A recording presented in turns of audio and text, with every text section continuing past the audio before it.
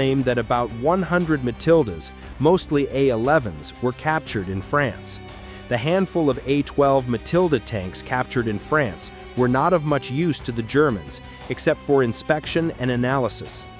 After the evacuation from the continent, only the 8th Battalion RTR, 8th RTR, had tanks, with twice as many A-11 tanks as A-12s, and this armored unit was situated in the south of England waiting for the planned German invasion of England, Operation Sea Lion.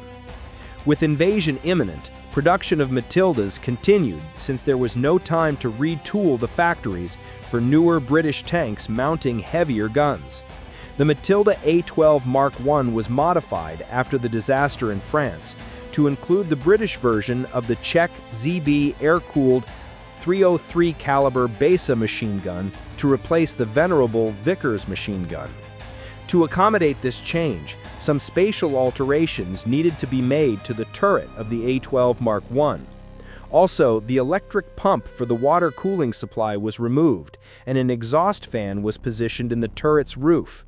This modified vehicle was now called Infantry Tank Matilda Mark II. Within a very short time, it was decided to replace the power units with 7-liter Leyland diesel engines, which could produce 95 horsepower. Another model included modifications to the gearbox and steering systems and was named Infantry Tank Matilda Mark III. Later Marks 2CS, 4, 4CS, and V were produced with the turret modified to mount a 3-inch howitzer to fire smoke rounds to help conceal other 2-pounder gun tanks within the armored unit, hence the designation Matilda Mark II CS for close support. The first infantry tank Matilda Mark II contingent to arrive in Egypt in the autumn of 1940, after the threat of invasion of Britain waned, was with the 7th RTR under Lieutenant Colonel R.M. Jerome.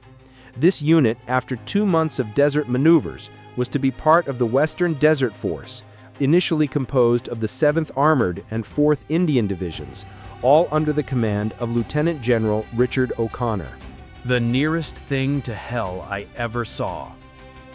In early November 1940, O'Connor was appointed an acting lieutenant general in recognition of the increased size of his command and the ranks of his subordinate commanders.